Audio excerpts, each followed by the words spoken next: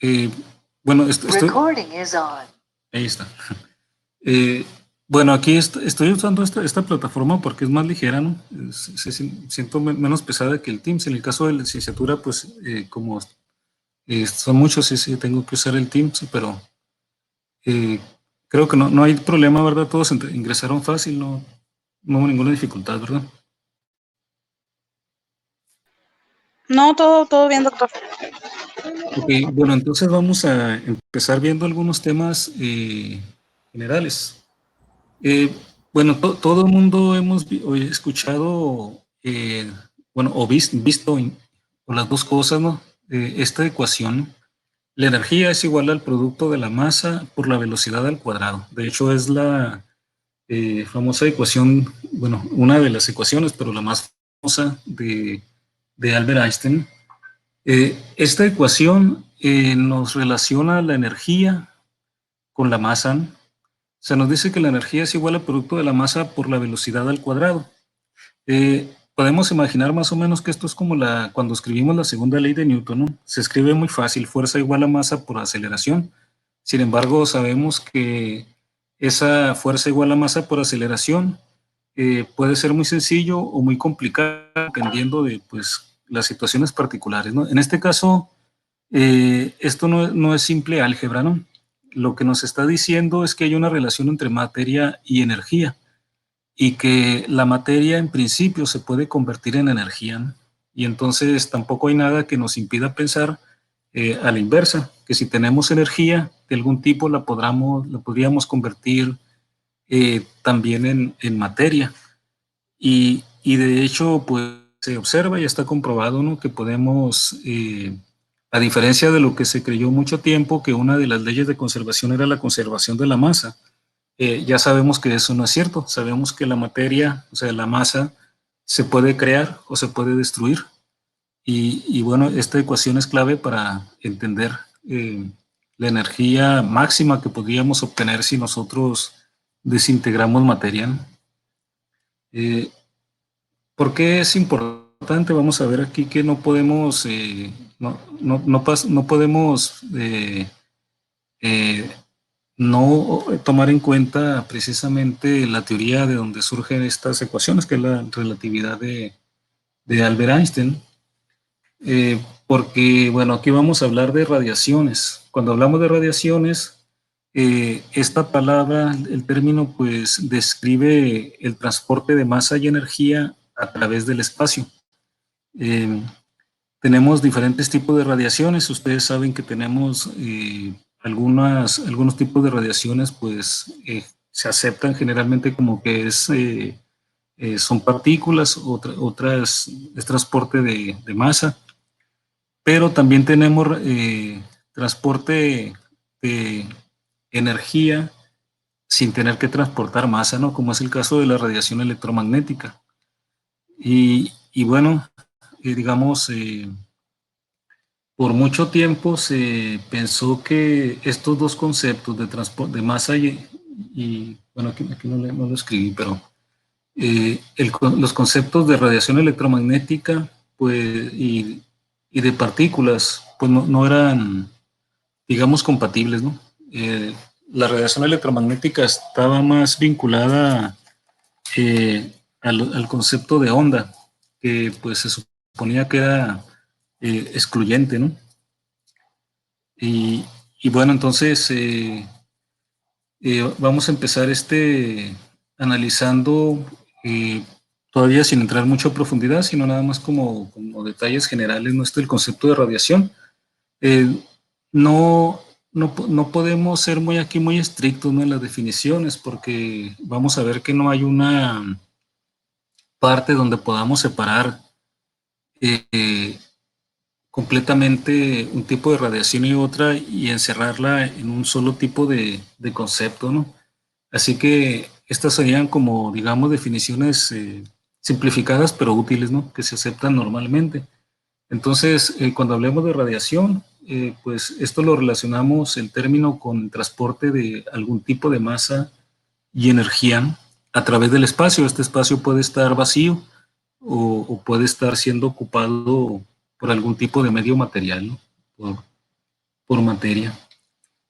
Cuando hablamos de radiaciones también, pues la palabra puede despertar sentimientos muy antagónicos. Por ejemplo, eh, alguna gente lo relaciona con cuestiones negativas, nocivas para la salud.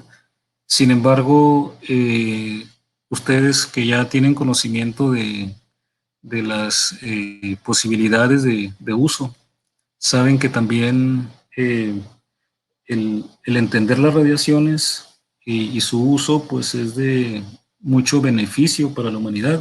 Eh, entre las razones es que si podemos controlar las radiaciones y tomamos en cuenta esta ecuación de Einstein, la energía igual a masa por la velocidad de la luz al cuadrado, eh, entonces nos daríamos cuenta que el uso adecuado, el entendimiento adecuado para utilizar las radiaciones de manera apropiada, para utilizar al máximo las ventajas y sacarle la vuelta en la medida de lo posible a las posibles desventajas y riesgos, minimizar los riesgos de su uso, pues le abre un gran potencial a la humanidad, ¿no? Porque eh, algo crucial para el desarrollo de cualquier civilización es la energía, ¿no?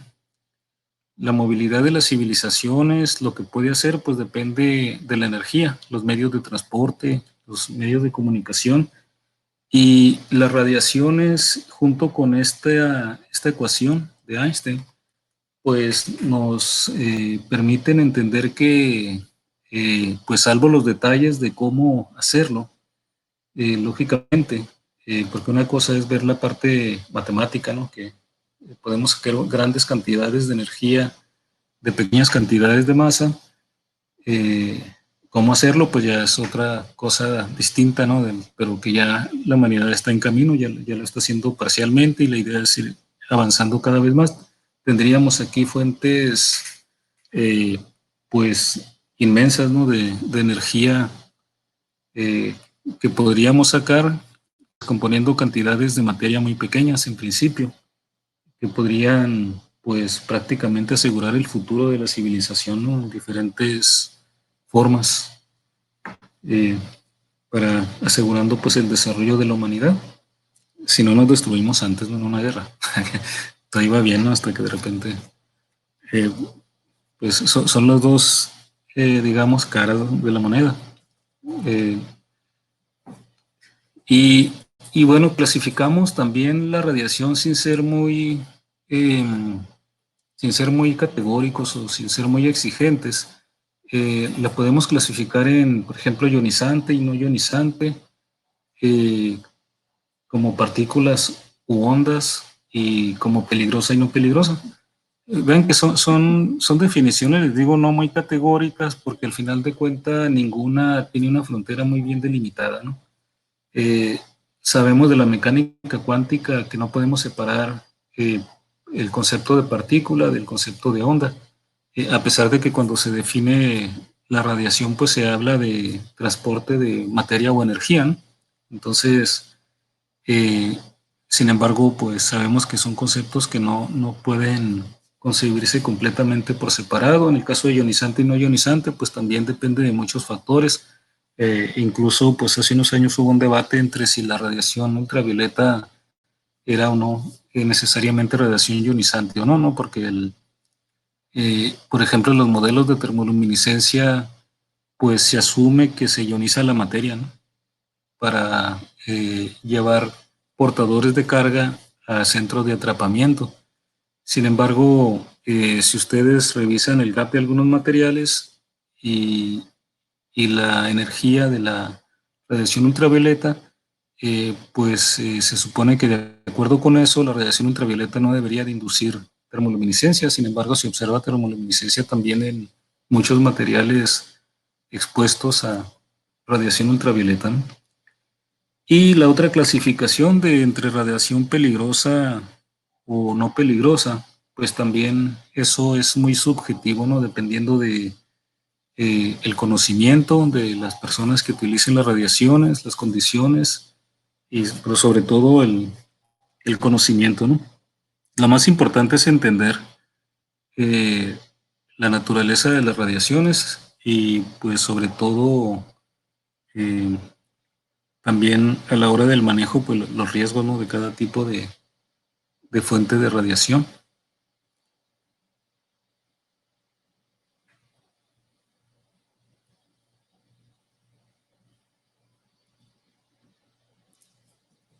Bueno, entonces, el tema de ondas y partículas, pues es una de las exposiciones que propongo. Alguien que quiera exponer esto en unos 20 minutos, tal vez media hora, ¿no?, que lo quiera desarrollar. Si a alguien le interesa, pues me dice. Si no, yo les asigno qué tema les quedaría cada quien, ¿no? Pero también ustedes pueden escoger si hay algún tema que les gustaría más que otro. Doctor, Sí, a sí, mí me Michelle. gustaría ese tema, pero ¿para qué día ¿Mm? sería? No, pues puede ser ¿para cuándo crees que lo podrías tener preparado?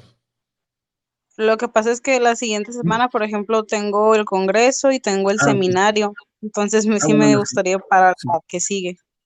Bueno, en 2 semanas. Ok, Ok, entonces ondas y sí, partículas lo pondría Michelle en 2 semanas, de la próxima a una más, ¿no? 14 días. sí. Ok, muy bien. Y bueno, entonces aquí eh, tendríamos un tema.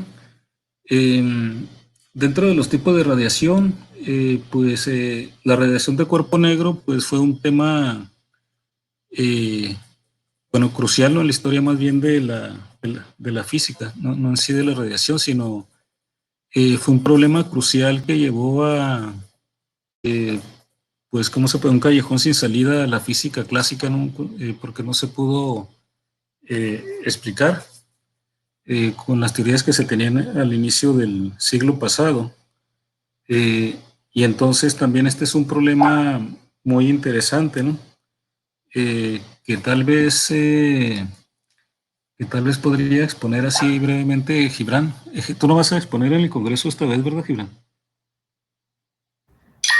No, doctor, no voy a exponer todavía, entonces sí puedo preparar ese tema. Ah, bueno, muy bien.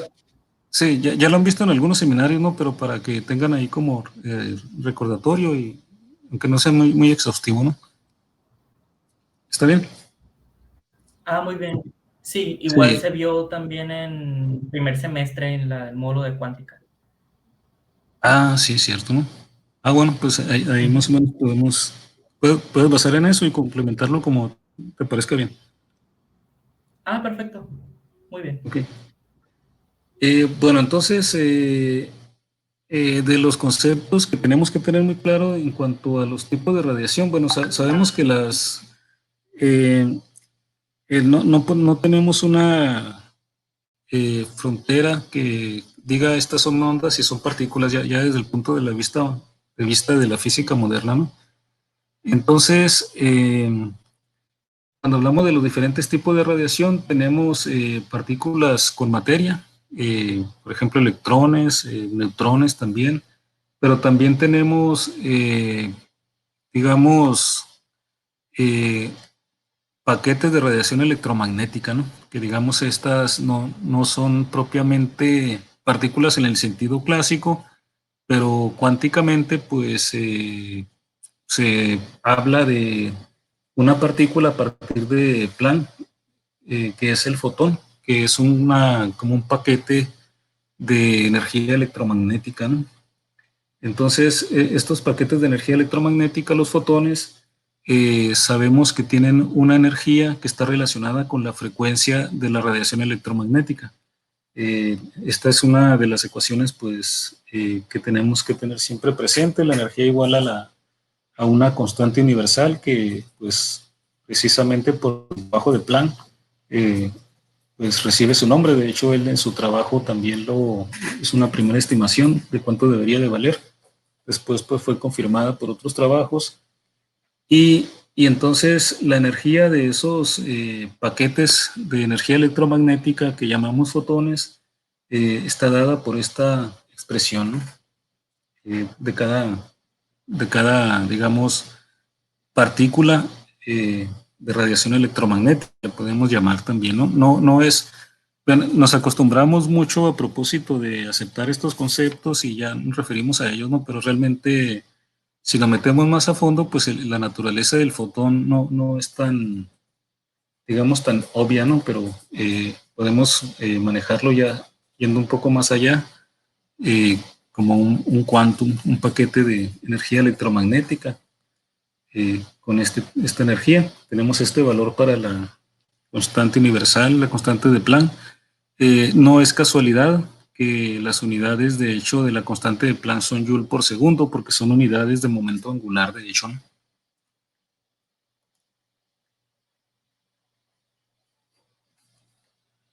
Y cuando, cuando nos vamos al concepto de la radiación electromagnética, ya no como un flujo de paquetes de energía electromagnética, sino más hacia el lado de la visión clásica de la radiación electromagnética como ondas.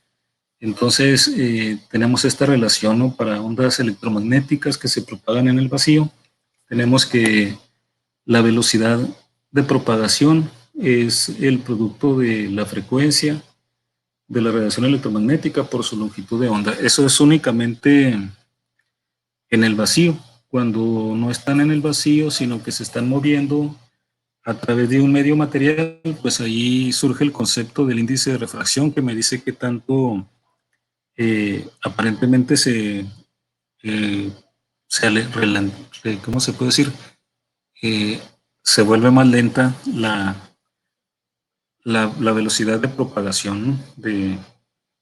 La velocidad de propagación en el caso de que la luz ya no esté, de que la radiación electromagnética ya no se propague en el vacío, sino a través de un medio material, ¿no? Entonces, en ese caso es la misma relación, pero aparece aquí, pues, el índice de refracción, ¿no?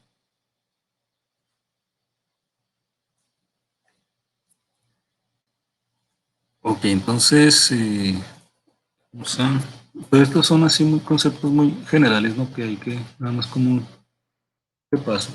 Se fue muy rápido aquí. Bueno, entonces vamos a estudiar algunas, bueno, el estudio de este curso son las radiaciones, ¿no? Eh, Sobre todo las radiaciones nucleares, ¿no? Que en realidad es en la que nos vamos a enfocar.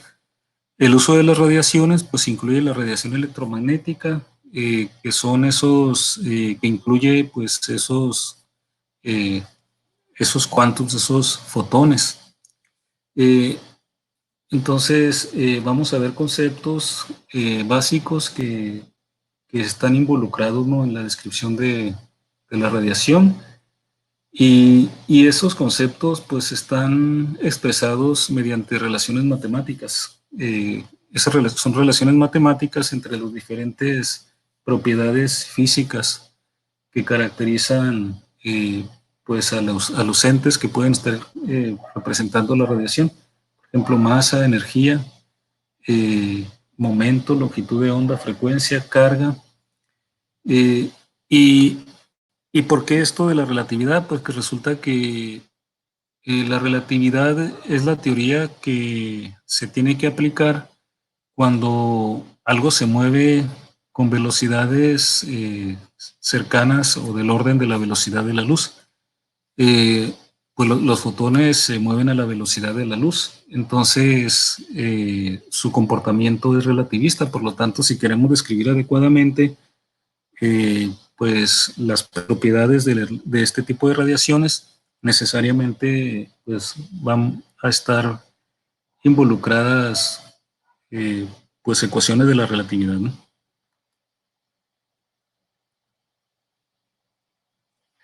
Y sobre todo también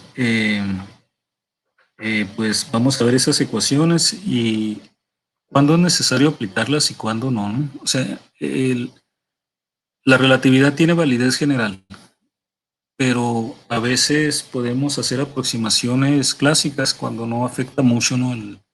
El valor de lo que calculamos. Otras veces no podemos utilizar las ecuaciones clásicas y definitivamente tenemos que usar pues las expresiones relativistas, ¿no? Eh, Bueno, entonces también tenemos que tener presente para cualquier descripción de fenómenos físicos las leyes de conservación. Las leyes de conservación son muy útiles y son como, digamos, eh, como piedras angulares, ¿no? Porque en el estudio de la naturaleza, porque son conclusiones de que existen ciertas cantidades en la naturaleza, que pase lo que pase, eh, en un proceso no cambian, o sea, que son cantidades que las podemos observar, en principio, si las pudiéramos medir al inicio de un proceso, en cualquier etapa del desarrollo de un proceso y al final de un proceso, su valor se mantiene invariable, ¿no?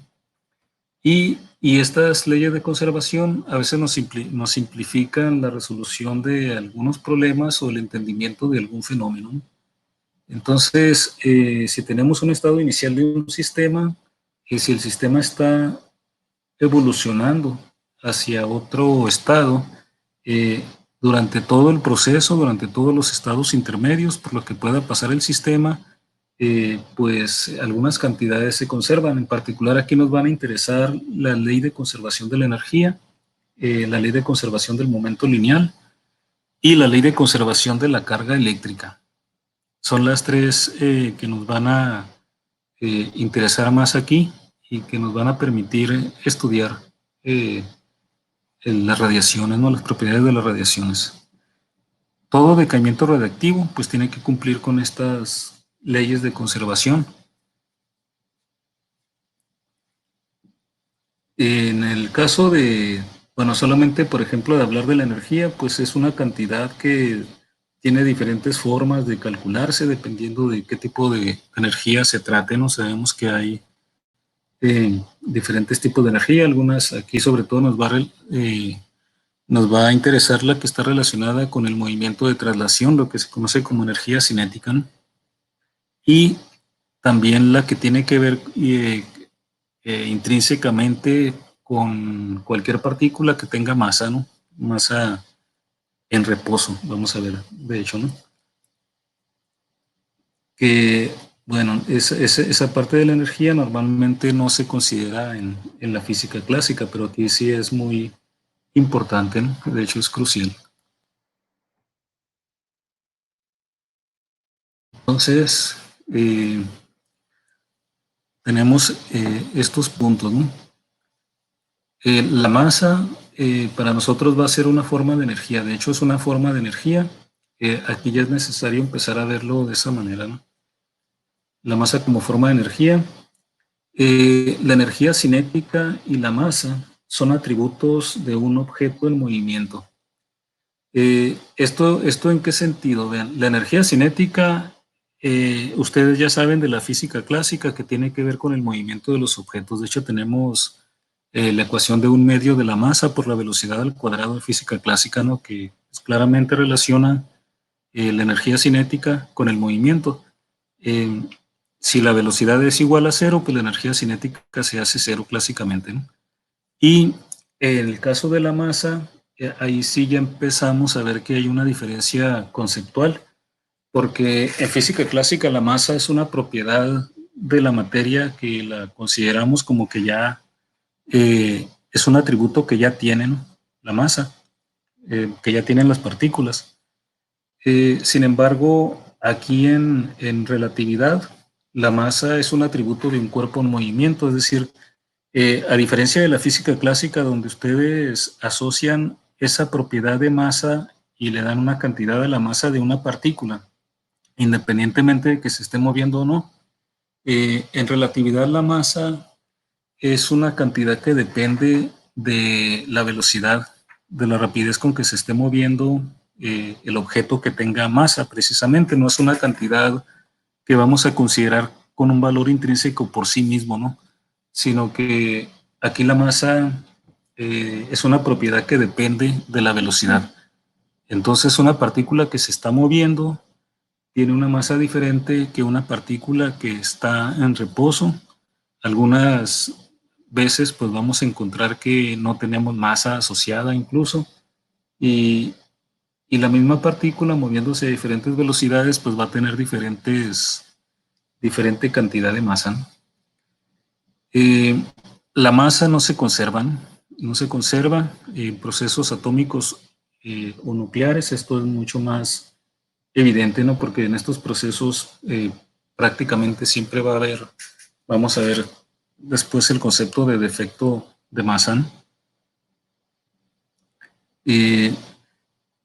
En interacciones entre partículas también vamos a ver que hay algún tipo de procesos inelásticos en donde puede haber emisión o absorción de radiación, que puede haber cambios en la composición química. En todos esos casos, pues tampoco se conservan en energía cinética, no se conserva tampoco la masa, ¿no? Porque de hecho estamos refiriéndonos que la masa depende de la velocidad. Entonces, si cambia la energía cinética, cambia la velocidad y por lo tanto también cambia la masa, ¿no? Sin embargo, lo que sí sigue intacto es la energía total, ¿no? Por eso es crucial estos principios de conservación, ¿no? Bueno, entonces, la forma matemática de expresar la conservación de la energía es esto, ¿no? Si tenemos entonces cualquier proceso que pasa, bueno, un sistema cualquiera que esté, o cualquier cosa que pase que en donde se pasa de un estado inicial de la naturaleza a un estado final. Si sumamos todas las formas de energía al inicio, me deben de dar igual a todas las formas de energía que tenga al final. O sea, la energía total va a ser igual, ¿no? Puede pasar que alguna forma de energía se cambie a otra, pero si sumo todas las energías al inicio, tienen que seguir dando exactamente igual que la suma de todas las energías que tenga al final, ¿no? Entonces, esto es en lo que respecta a la ley de conservación de la energía. Esta ecuación también la podemos escribir como que el cambio de energía siempre va a ser igual a cero, ¿no? Si a veces parece que perdemos energía, no es en realidad que haya cambiado de energía, se puede haber movido de una parte del sistema a otro, de un sistema a otro. Eh, la energía total se mantiene igual, entonces no hay un cambio neto de energía, ¿no?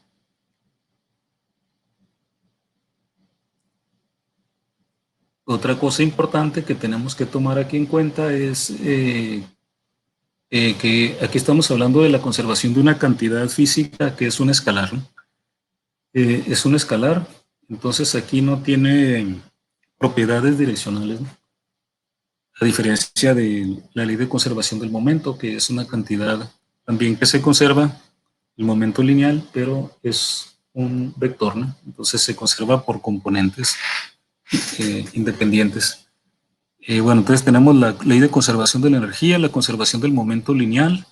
El momento lineal es una cantidad vectorial, a diferencia de la energía, ¿no? Eso significa que entonces no es un número nada más el que se conserva, son, digamos, se tienen propiedades direccionales, así que las componentes del momento lineal en direcciones ortogonales se tienen que conservar, ¿no? Cuando hablamos de el concepto de ortogonal, eh, geométricamente, si pensamos en la geometría del espacio tridimensional, significan direcciones perpendiculares, ¿no? Ya más amplio el concepto, cuando algo es ortogonal matemáticamente, quiere decir que son independientes, ¿no? No se pueden generar cada dirección a partir de las otras, lo que pasa en una dirección a partir de lo que pase en las otras, ¿no? Son, digamos, componentes independientes. Y entonces, en este caso, la conservación del momento la escribiríamos de esta forma, ¿no? Ahora esto indicando que son vectores, indicamos con una letra P. Si sumamos todos los momentos lineales al inicio, tienen que ser igual a la suma de todos los momentos lineales al final. ¿Por qué sé que es una sumatoria? Porque, por ejemplo, puede ser que se trate de varias partículas, entonces tendríamos que sumar los momentos de todas las partículas constituyentes, ¿no? Al inicio. El momento inicial de todas las partículas al inicio tiene que ser igual al momento de todas las partículas al final. Esto es importante porque, por ejemplo, cuando se desintegra alguna partícula, se desintegra alguna partícula para formar otras, si detectamos una cierta dirección, como esto tiene carácter direccional, podemos más o menos, podemos calcular en qué dirección estaría otra probable partícula que se genere que falte, ¿no? Para completar el momento. Si el momento no cambia, entonces también podemos escribir esto, ¿no? Que el cambio, el momento, aquí ya no llevaría, de hecho, este índice que le puse, ¿no? Porque aquí ya se refiere al momento total, ¿no? El cambio sería 0, ¿no? Y ahora sí tendríamos que tomar aquí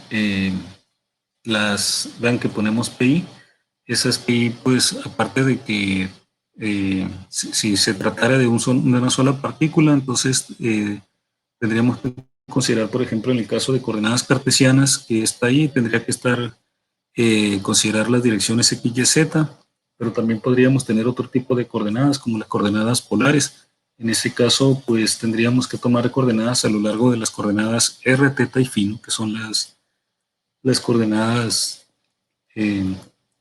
polares esféricas. Podríamos también tener cilíndricas o hay otros sistemas, ¿no? Que se utilizan en otras ramas también. Bueno, se habla mucho, incluso a nivel de física clásica, de la ley de conservación de la energía y la ley de conservación del momento lineal, ¿no? Hay otra ley que también se tiene que cumplir, que es la ley de conservación de la carga eléctrica. Esto quiere decir que la cantidad total de carga eléctrica se conserva. Entonces esto nos permite, vamos a ver cuando veamos los diferentes decaimientos radiactivos, vamos a ver que la carga eléctrica al inicio y al final de la transformación nuclear se tiene que conservar, tiene que ser la misma, ¿no? Esta es una ley de conservación un poco diferente en el sentido de que en el caso de la energía, nosotros hablamos de que la energía total no cambia, ¿no? Se puede transformar de un tipo a otro, pero no cambia. En el caso de las cargas, sí se pueden crear cargas. Se pueden crear, de hecho, cuando se crean partículas, muchas veces esas, bueno, de hecho muchas partículas, la mayoría, tienen carga. Entonces se crean cargas. Cuando se crean partículas, se desaparecen cargas, se destruyen cargas y se desintegran partículas, se aniquilan, ¿no? Proceso de aniquilación. Pero lo que se tiene que cumplir es que ya sea que se creen cargas, si se crean cargas, se tienen que crear también un número de cargas que compensen el tipo de carga que se creó. Por ejemplo, si se crearon cargas positivas, se tiene que haber creado también una cantidad de cargas negativas igual, de manera que no se altere la carga total, ¿no? O sea que, digamos, si tenemos, por decir algo, 4 de carga, ¿no? Por decir algo. Si en un proceso se crea más 2 de carga, también se tiene que crear menos 2 para que la suma total siga siendo lo que había en el inicio, ¿no? O sea, se pueden crear cargas siempre y cuando se conserve la carga total, ¿no? Entonces, en ese sentido, pues escribimos también aquí la suma de todas las cargas, el inicio y el final, son las mismas y eso ahora, estos cambios los escribiríamos un poco distinto, ¿no? Si hay un cambio, para que se conserven entonces, para que se conserve la carga total, necesitamos que el cambio en cargas positivas sea igual que el cambio en energía en carga negativa, ¿no? Para que al final de cuentas, al sumar todo lo que se creó, pues sea 0, ¿no? De carga neta adicional. Entonces la carga total seguiría siendo igual, ¿no? Entonces tenemos esas 3 leyes de conservación que van a ser las que nos hacen aquí, sobre todo, ¿no? Para entender los procesos: ley de conservación de energía, ley de conservación del momento lineal y ley de conservación de la carga.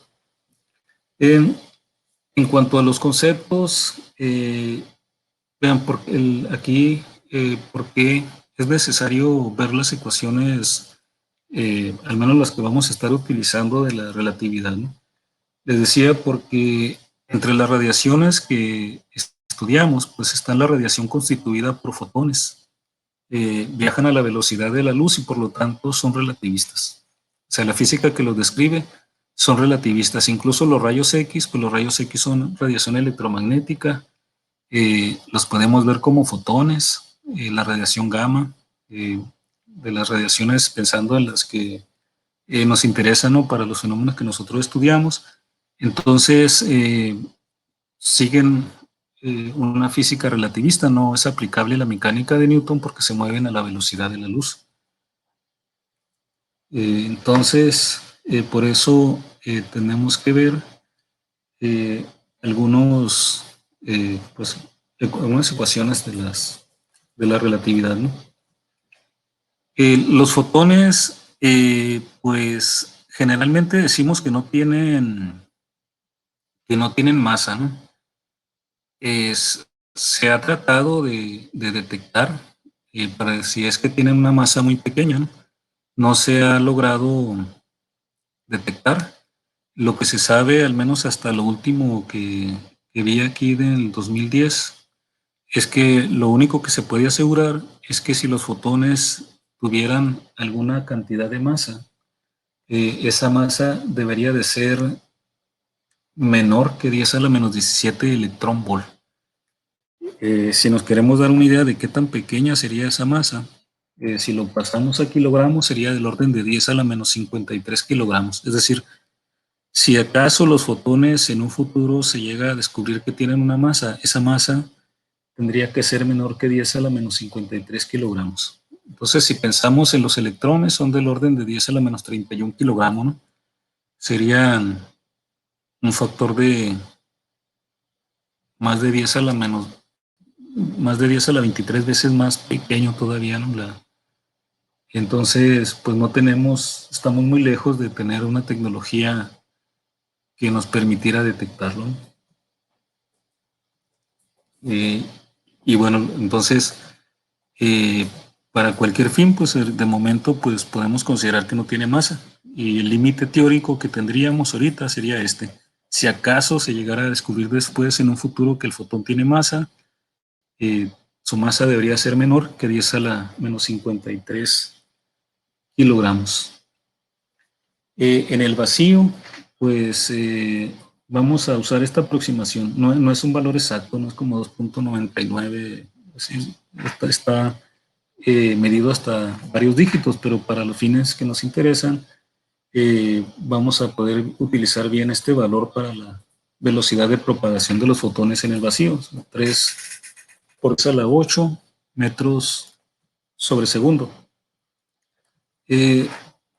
Entonces, vamos a ver aquí eh, el, el concepto de masa, ¿no? Volviendo un poco al concepto de masa. El concepto de masa, pues lo vemos clásicamente, les decía, ya como una propiedad intrínseca de las partículas, ¿no?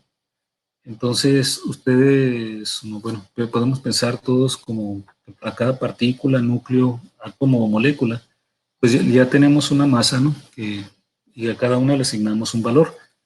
Sin embargo, para la relatividad, la masa no es una cantidad fija, es una cantidad que depende de la velocidad. En primera instancia, podrían pensar que esto es un poco contra el sentido, ¿no? Pero es más que nada costumbre, ¿no? Porque no nos enseña la relatividad desde niños. Deberían de enseñarnos la relatividad desde niños, ¿no? Al menos conceptos generales. Yo creo que un niño lo podría asumir de forma muy natural. Vean, por ejemplo, en la física newtoniana, la física clásica, hablan de una primera ley de Newton. De hecho, esa primera ley de Newton ya la conocía Galileo, ¿no? Sé que es más clásica todavía que Newton, ¿no?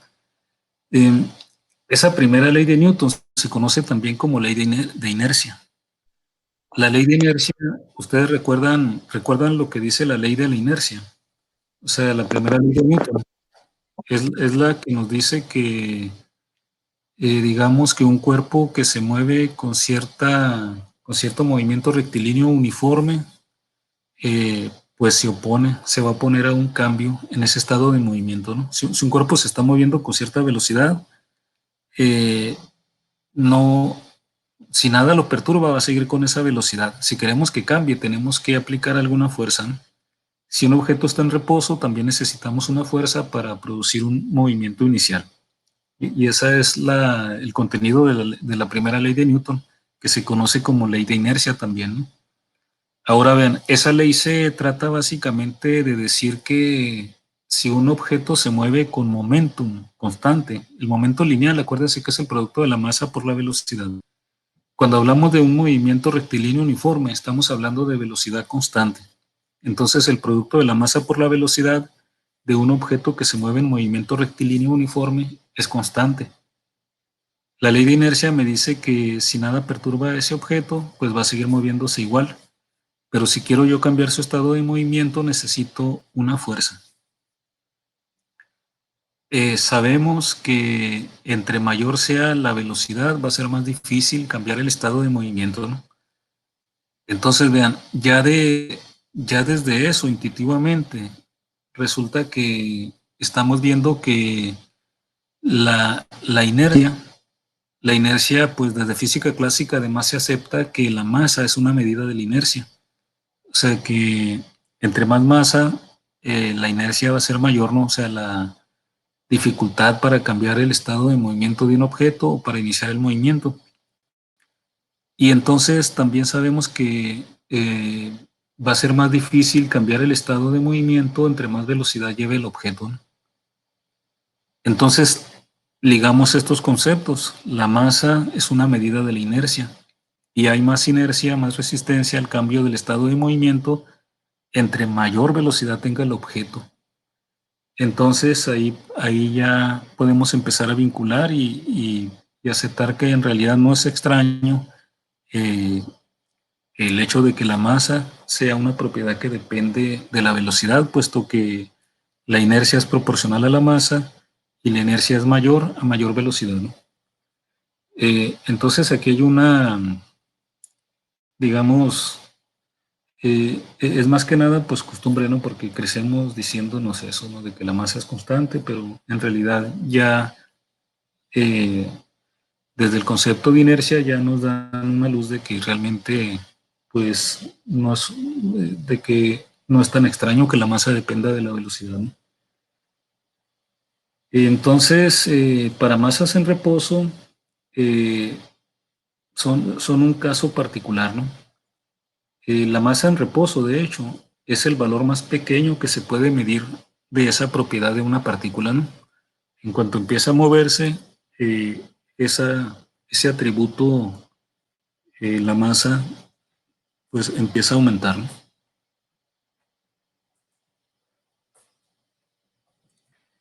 Y bueno, entonces vamos a ver aquí algunas de las ecuaciones, les voy a presentar, no las vamos a deducir lógicamente, eh, vamos a utilizarlas. Entonces, supongamos que tenemos una partícula que se mueve con cierta rapidez v, tiene momento p y una energía total traslacional que vamos a llamar t. De hecho, esta energía traslacional es lo que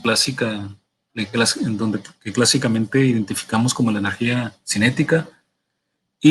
Y aparte vamos a identificar una energía que se debe a su masa en reposo, ¿no? Esa masa en reposo va a ser igual al producto, bueno, la vamos a denotar M0, ¿no? Más bien, no sé.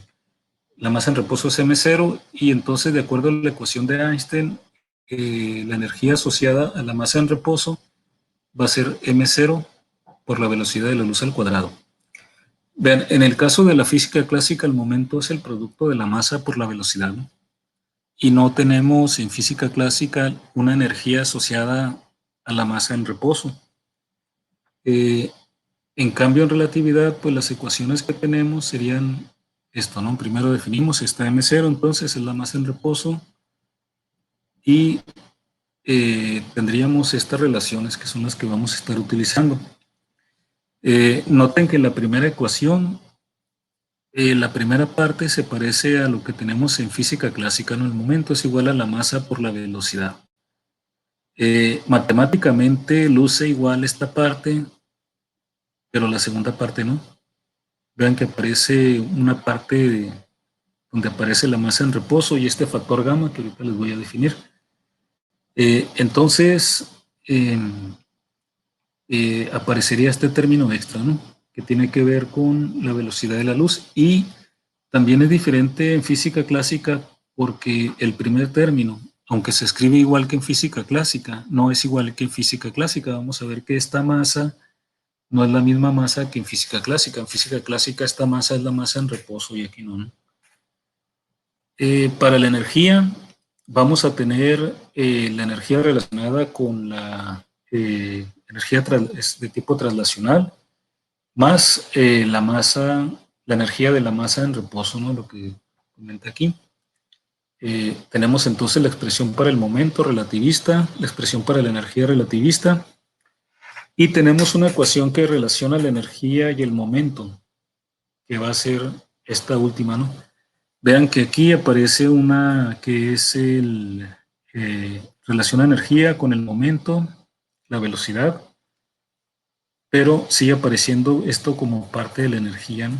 El término de la energía en reposo, ahora elevado al cuadrado. Bueno, este término gamma es el que aparece en relatividad y que nos deja claro también por qué cuando nos movemos a velocidades que son muy pequeñas comparadas con la velocidad de la luz no notamos los efectos relativistas. Aquí está entonces la identificación de cada valor, ¿no? Masa, velocidad, energía cinética y esta es la energía total, la I. Entonces les decía, este factor gamma es muy importante, ¿no? El factor gamma, de hecho, es este que aparece aquí, donde beta es la velocidad a la que se mueva la masa o la partícula que tenga esa masa en reposo M0 entre la velocidad de la luz. Entonces, vean, eh, este factor gamma está dado de esta forma, donde beta es este cociente de las velocidades, ¿no? La velocidad de movimiento entre velocidad de la luz. Y entonces la masa que aparece en estas ecuaciones relativistas, esta masa que está multiplicando a la velocidad, no es la masa en reposo como en física clásica, sino que es la masa en reposo dividida entre este factor.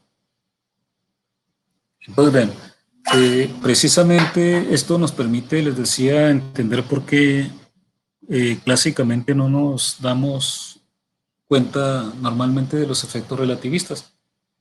Por ejemplo, si se mueve un automóvil a 100 kilómetros por hora, si lo cambiamos a metros sobre segundo, ¿cuánto sería? 100 kilómetros por hora sería 100.000 metros. 100.000 metros entre 3.600 segundos, ¿no?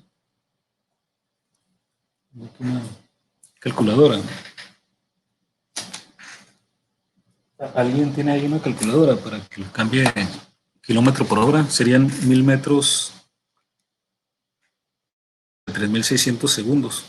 Para que quede en metros sobre segundo serían 0.28 metros sobre segundo, ¿no? Confirman ahí si está bien el cálculo, pero creo que es 0.28 metros sobre segundo.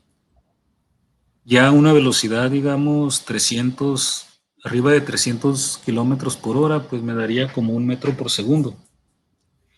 Entonces, esas serían velocidades, digamos, ordinarias para nosotros. Si la dividimos entre la velocidad de la luz, ¿qué tendríamos? La velocidad de la luz es del orden de 10 a la 8. Esa velocidad sería del orden de 10 a la 1. Como está este factor al cuadrado, este factor está elevado al cuadrado, entonces sería del orden de 10 a la menos 16. Entonces, imagínense, este factor que está aquí en el denominador sería 1 menos un factor que va como del orden de 10 a la menos 16. O sea, prácticamente no tendríamos que tomar en cuenta este factor para velocidades ordinarias. Esto sería prácticamente 1, ¿no? Y entonces la masa la tomamos como la masa en reposo porque prácticamente no notamos cambios, ¿no? La única forma de que empecemos a notar cambios de la masa, de valores de la masa en movimiento, es cuando ya esta velocidad de movimiento ya es comparable con la velocidad de la luz. De manera que este factor ya pinte, ya sea significativo para que se le pueda restar al 1, ¿no? Pero imagínense restar 1 menos 0.00015 ceros y luego un 1, ¿no? No cobra sentido, ¿no? O sea, es imperceptible para los aparatos que tenemos, pues no tampoco los percibiríamos. Y entonces este factor gamma, que es 1 entre la raíz de 1 menos beta cuadrado, donde beta es esto, es ese factor, ¿no?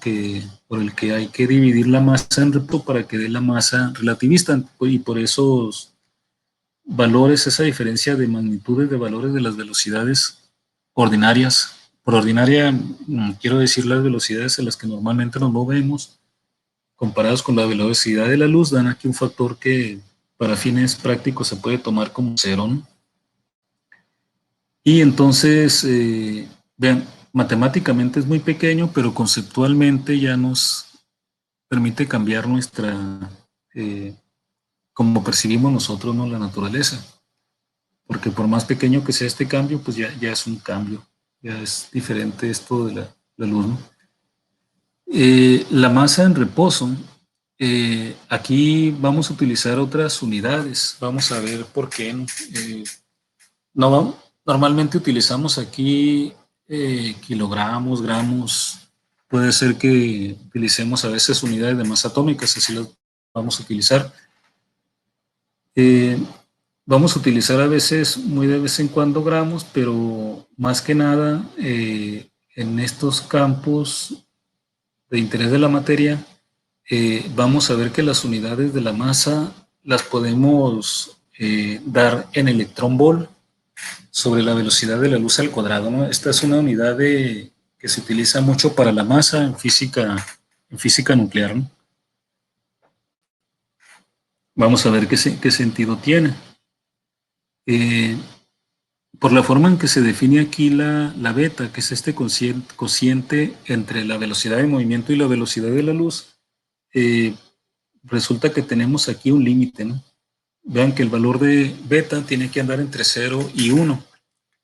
0 y 1 solamente, bueno, me da un margen, un límite para las velocidades que pueden tener las partículas en la naturaleza, ¿no? Porque vean que si M0, la masa en reposo, es finita, o sea, si no es cero, la masa en reposo, si, si la velocidad, si la velocidad de esta masa en reposo fuera la velocidad de la luz, entonces esto se hace 1. Tendría aquí un problema porque tendría 1 menos 1 igual a 0. No puedo dividir entre 0, sería una singularidad, ¿no? Entonces tendríamos M0 sobre 0, esto se dispararía, ¿no?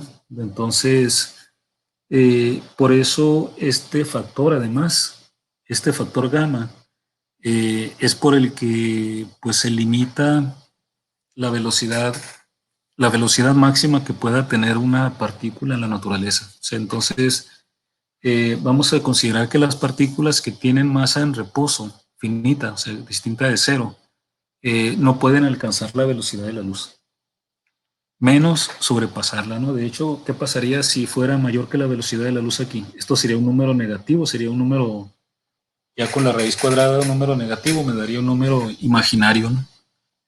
Entonces, beta está entre 0 y 1. 0 va a ser cuando la partícula está en reposo y el 1 solamente va a ser, digamos, posible para no tener problemas aquí de la singularidad por este factor. Solamente va a ser posible que la velocidad sea igual a la velocidad de la luz y por lo tanto beta igual a 1 cuando las partículas no tengan masa. Como por ejemplo los fotones no tienen masa, entonces en ese caso alcanzan la velocidad de la luz. Ahí no hay problema, ¿no? Porque estoy dividiendo la masa en reposo cero, siempre me va a dar cero, ¿no? Entonces, ese es el límite en la naturaleza para las velocidades de las partículas. Siempre tienen que estar por debajo de la velocidad de la luz, excepto si son partículas con masa igual a cero, ¿no? Y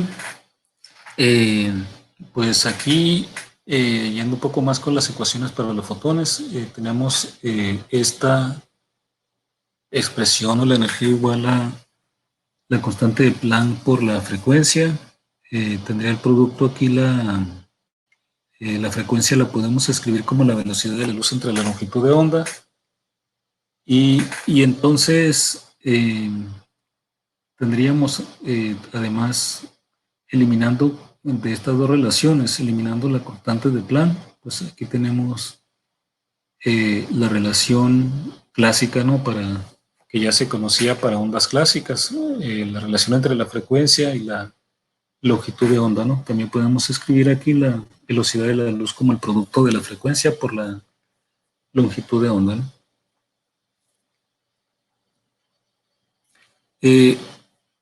Aquí nada más complementando estos comentarios de el límite de la velocidad de la luz como el límite máximo, ¿no? De velocidades que se puede alcanzar en la naturaleza.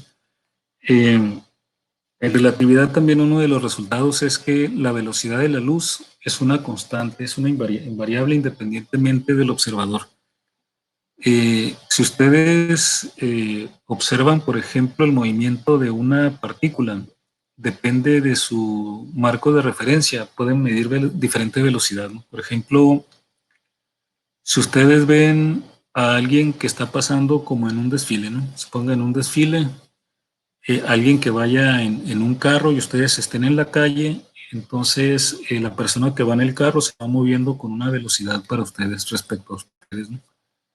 Pero si ustedes van en un carro que vaya atrás del otro carro, entonces vayan a la misma, si van a la misma velocidad, pueden considerar que la persona en el otro carro está en reposo respecto a ustedes, ¿no? ¿Sí están de acuerdo? No sé si me explico. Sí, doctor, sí entiendo. O sea, es como si miden la velocidad de una persona respecto a ustedes. Si ustedes la miden estando ustedes en la calle sin moverse y la otra persona va en un Sí, sí se carro, entiende. tiene una velocidad, pero si ustedes van en un carro a la misma velocidad, está en reposo, ¿no? Ok, entonces esto no pasa para la luz. Resulta que en relatividad se muestra que si ustedes miden la velocidad de la luz desde cualquier sistema de referencia, siempre van a medir el mismo valor c. O sea, que independientemente que ustedes se estén moviendo de una forma o se estén moviendo de otra, van a poder ver diferente la velocidad de las partículas, de otras partículas, pero de la luz no. Siempre van a ver la misma.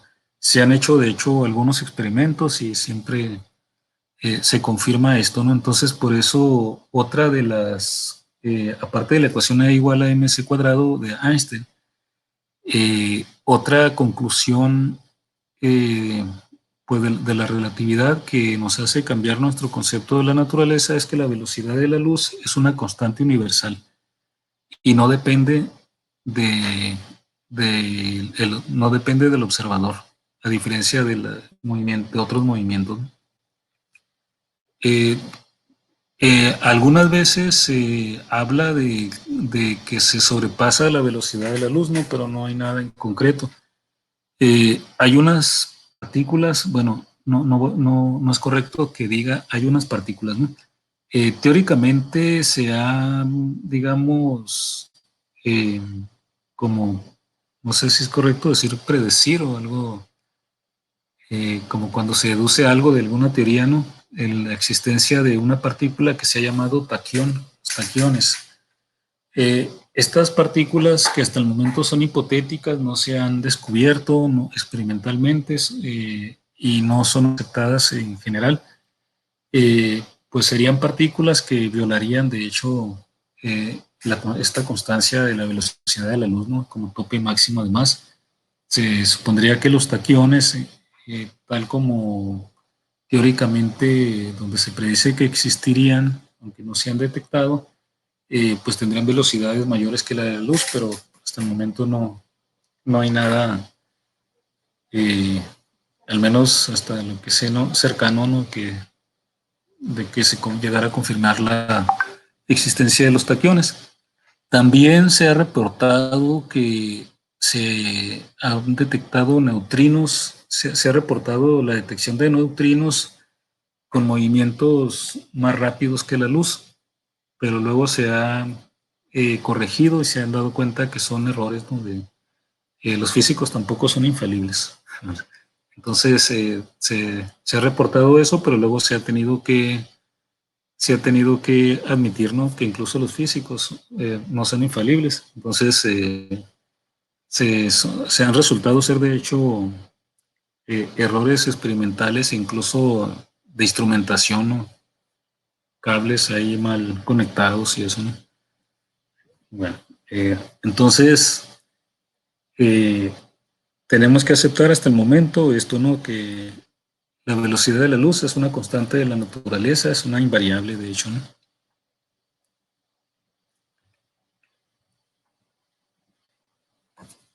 Les comentaba también antes que esto de fotón es realmente no es tan evidente, por ejemplo, si nos vamos a la raíz del asunto, ¿no? De la naturaleza de fondo de los fotones. Eh, la forma, bueno, en teoría de campos, por ejemplo, el fotón pues es visto como un portador de información. Eh, en los tiempos de Newton, por ejemplo, y muchos pensadores clásicos se llegó a pensar que había lo que se conocía como la acción a distancia, ¿no? Que podía haber interacción entre cosas que no estuvieran en interacción directa, en contacto directo, ¿no? Porque no se veía ningún retraso en las interacciones. Por ejemplo, si yo tengo dos masas muy alejadas, por ejemplo, planetas, el Sol y un planeta, se pensaba que la interacción era directa, ¿no? O sea, sin embargo, resulta que si el Sol desapareciera de pronto, aquí en la Tierra no notaríamos instantáneamente la desaparición del Sol. Sentiría la Tierra sintiendo eh, la fuerza que siente debido al Sol. Pasaría un cierto tiempo para que la Tierra se diera cuenta que el Sol desapareció. Ese tiempo está cuantificado. De hecho, sería la distancia entre el Sol y la Tierra dividido entre la velocidad de la luz. Y así también se ha identificado, por ejemplo, para el caso de la interacción entre cargas. Si hay una cierta distancia entre dos cargas, si desaparecemos una de las cargas, la otra carga no se da cuenta inmediatamente que la primera carga se fue, sino que tiene que transcurrir un tiempo que es igual a la distancia entre la velocidad de la luz para que se dé cuenta que ya no está esa carga y entonces deje de sentir la interacción. Entonces vean, aquí es algo sumamente interesante porque resulta que la acción a distancia en realidad no es tan acción a distancia, ¿no? No hay interacciones en donde no haya nada de por medio. Y en ese caso se considera pues que hay portadores de información, que el concepto, por ejemplo, de campo eléctrico, eh, cuando lo estudiamos a nivel básico, pues se estudia como la fuerza sobre una carga, ¿no? Entre la intensidad de la carga, es como definen en física, en sus cursos de física, el campo eléctrico, dicen que es la fuerza entre la carga, ¿no? La fuerza que siente la carga entre la carga, ¿no? Pero realmente cuando hablamos de campo, lo que estamos diciendo es que, digamos, cuando tenemos una carga en un lugar del espacio, esa carga está mandando eso que conocemos como campo eléctrico, que es como que va mandando información al espacio de que aquí estoy, ¿no? De manera que si ponen otra carga por ahí alrededor, ese portador, digamos, la información le comunica a la otra carga de que allí que ya hay otra previamente, ¿no? Entonces, eh, los fotones son portadores de información, la luz también, ¿no? Eh, actualmente, acuérdense que están haciéndose experimentos de teletransportación, ¿no? Que está muy relacionada aquí con la naturaleza de los fotones. Y aquí hay un concepto interesante, no recuerdo si muy bien cómo lo manejan los que trabajan en esos campos, pero manejan, por ejemplo, que si dos partículas en algún momento interaccionaron, que estuvieron en interacción y luego las separan, eh, las partículas de alguna forma mantienen la información de que alguna vez pues interaccionaron con la otra, ¿no? Bueno, hay cosas interesantes, ¿no? Que bueno, no nos vamos a eh, meter mucho en eso, pero son cosas muy fascinantes, ¿no? Que nos hacen ver eh, pues lo complicado y a la vez fascinante de la naturaleza, ¿no? Bueno, entonces vamos a eh, utilizar ahora, no sé si hay alguna pregunta, he estado hablando y hablando, pero no sé si hay alguna pregunta, algún comentario que quisieran hacer. Ha estado claro, doctor. Yo nomás tengo duda de, por ejemplo, los neutrinos, pues ya los había escuchado, ¿no? ¿Mm? Pero los taquiones no me suenan. ¿De esos de dónde salen o cómo? ¿O a qué está relacionado? Hombre, en realidad estos son partículas que se predicen. Yo tampoco sé mucho, no creas que. Pero lo único que he visto es eso, de que son partículas que bueno, son, digamos, son partículas que se derivan de las teorías, digamos, de Albert Einstein, así como hay ecuaciones de Newton. Las ecuaciones de Newton, pues son la fuerza igual por masa por aceleración y ustedes pueden aplicar esa segunda ley a muchos problemas particulares, ¿no? Para resolver problemas, ¿no? Por ejemplo, de objetos en equilibrio o predecir trayectorias de partículas. Entonces, la teoría de la relatividad de Einstein también planteó muchas ecuaciones. De hecho, un campo muy activo de la física teórica. Todavía muchos físicos teóricos se dedican precisamente a resolver ecuaciones de Einstein para casos particulares, ¿no? O sea que imagínense como que estuviéramos en la etapa en que apenas Newton acaba de proponer su fuerza igual a masa por aceleración. Entonces, todos los problemas que ahorita están resueltos, pues en algún momento hubo gente que se fue encargando de aplicar esa ecuación a diferentes situaciones particulares para entender fenómenos, pues que ya ahorita ya están entendidos. Entonces, ahora imagínense la teoría de Albert Einstein, en realidad todavía hay mucho que no está completamente estudiado en diferentes situaciones particulares. Él planteó sus ecuaciones en la relatividad, de hecho tiene la relatividad especial y luego la relatividad general. En la relatividad general existen las ecuaciones de Einstein que eh, hay físicos que las están aplicando a diferentes situaciones del universo, ¿no? Ajá. Entonces, al estar resolviendo esas ecuaciones, pues surgen predicciones de este tipo como los taquiones. O sea, que deberían que, digamos, si esta ecuación de Einstein es correcta, la planteo en ciertas condiciones y resulta que me produce que debería me arroja resultados que significan que deberían existir unas partículas con ciertas propiedades, ¿no? Y entonces ahí le vamos a llamar taquión, y resulta que aquí me dice que esta partícula debería de poderse mover más rápido que la velocidad de la luz, ¿no? Ah, ok. Sí, Algo ya me así, quedé. ¿no? Ajá.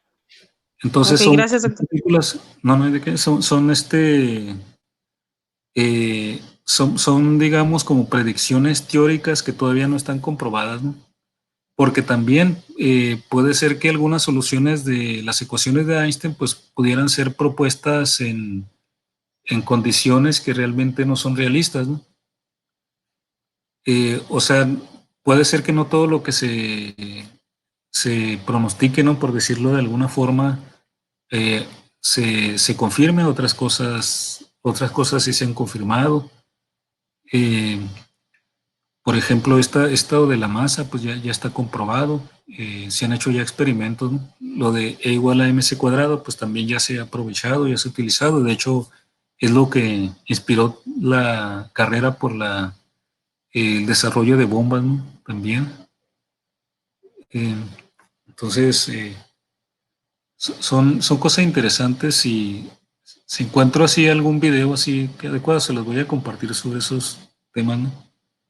Te digo, hay cosas que, pues, en la ciencia, pues hay cosas interesantes a veces eh, por la proximidad de la aplicación de que lo podemos aplicar en nuestra vida diaria, ¿no? Entender lo que estamos viviendo directamente, pero también hay cosas que, aunque no estén relacionadas con nuestras percepciones, digamos, sensoriales inmediatas, sí son muy significativas porque el conocerlas o no, eh, pues nos hace que tengamos una concepción de la naturaleza y por tanto del universo en que vivimos muy distinta, ¿no? Ok, bueno, entonces tenemos aquí esta misma ecuación pues, para la energía de un fotón. Nos vamos a fijar aquí en la primero y el tercer término, ¿no? La energía como el producto de la constante de Planck por la velocidad de la luz entre la longitud de onda. Nos vamos a quedar nada más con esa parte. Aquí la idea es deducir una relación. Esta relación de hecho sí se usa mucho en espectroscopía, ¿no? Prácticamente, en la práctica. Vean, de la primera y la tercera relación, podemos mandar la longitud de onda a la izquierda y entonces tendríamos que el producto de la energía por la longitud de onda, un momento, eh, que el producto de la energía por la longitud de onda es igual a la constante de Planck por la velocidad de la luz. Entonces vean, eh, tenemos cuánto vale la constante de Planck.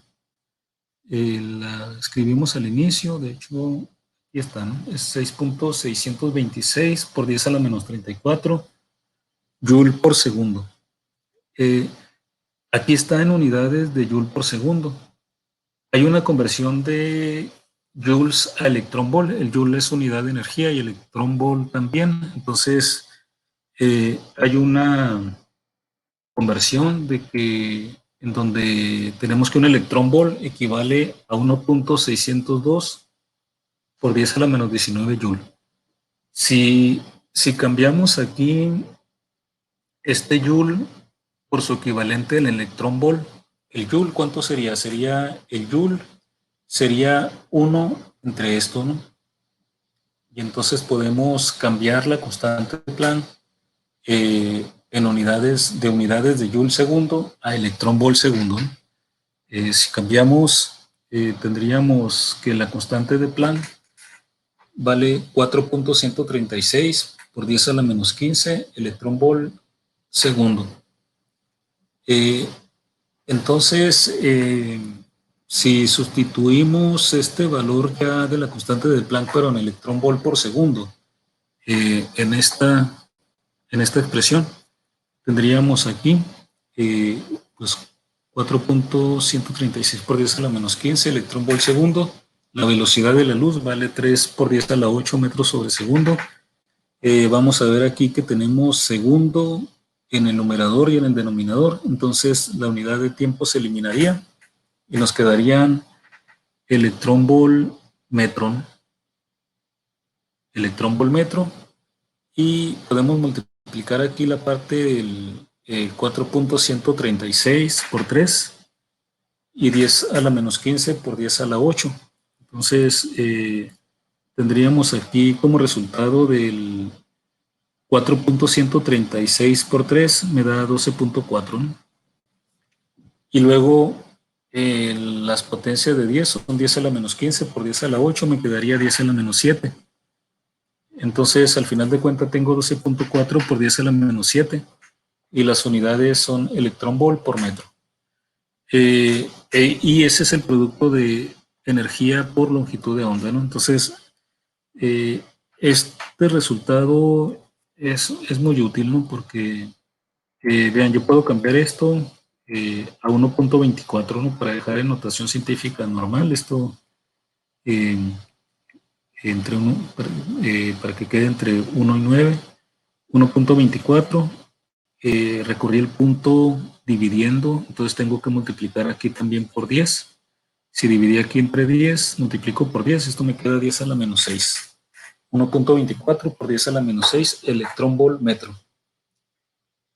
Y, y aquí es donde puedo empezar a cambiar el metro por múltiplos del metro, ¿no? Por ejemplo, tengo aquí un factor 10 a la menos 6.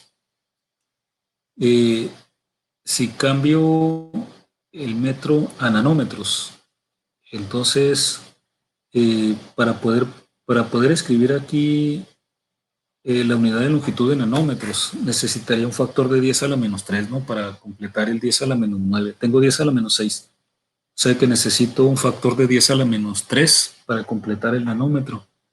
10 a la menos 3 es 1000. Entonces, lo que hago es, quiero aquí el factor electrón volt nanómetro. Eso significa que al poner nanómetro, dividí aquí el metro entre 1000 y con este 10 a la menos 6 completé el 10 a la menos 9 metros, ¿no? Y al dividir entre 1000 también tengo que volver a multiplicar por 1000 para no alterar el resultado, ¿no?, que tengo. Entonces, esto lo podría escribir como 1240 electrón volt por nanómetro.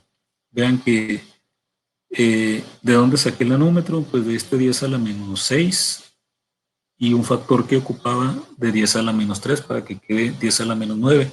Ese 10 a la menos 3 no lo tenía, entonces tuve que dividir por 10 a la 3 para que me dé esto, entonces también tengo que multiplicar por 1000, por eso este 1.24 se hace 1240, ¿no? Y entonces tengo este resultado que es un resultado que ya ustedes seguramente han visto alguna vez que se utiliza en espectroscopía, cuando cambian energías en electrón volt al equivalente que le correspondería a la longitud de onda en nanómetros, ¿no? Porque en esta expresión, si ustedes despejan la energía pasando la longitud de onda a la derecha o despejan la longitud de onda pasando la a la derecha, entonces tienen una expresión que les relaciona la energía y longitud de onda siempre y cuando la cantidad que mandan a la derecha, por ejemplo, en este caso, si mandamos la energía a la derecha, despejamos la longitud de onda dividiendo entre la energía, la mandamos a la derecha. Entonces, esta expresión me relaciona la longitud de onda con la energía, siempre y cuando la energía la dé en electrón volt y la longitud de onda que obtenga, pues me va a dar en nanómetros, ¿no? Y aquí lo podemos ver, ¿no? Por ejemplo, si mandamos la energía a la derecha, si doy la energía en electrón volt, pues los electrón volt se van a eliminar y me va a quedar el resultado de la longitud de onda en nanómetros, ¿no? Y yo puedo jugar aquí con los múltiplos del metro. Aquí lo cambié a nanómetro, pero yo puedo cambiarlo a otros múltiplos del metro. Podemos, por ejemplo, tener aquí diferentes posibilidades. La anterior era esta, ¿no? Electrón volt nanómetro, pero también si yo quiero un submúltiplo más pequeño, ¿no?, del metro, por ejemplo, picómetro. Entonces el picómetro, recuerden que es 10 a la menos 12 metros. Entonces aquí estoy viendo todavía el metro en un factor de 1000. Para que no se altere la ecuación, tendría que multiplicar por 1000.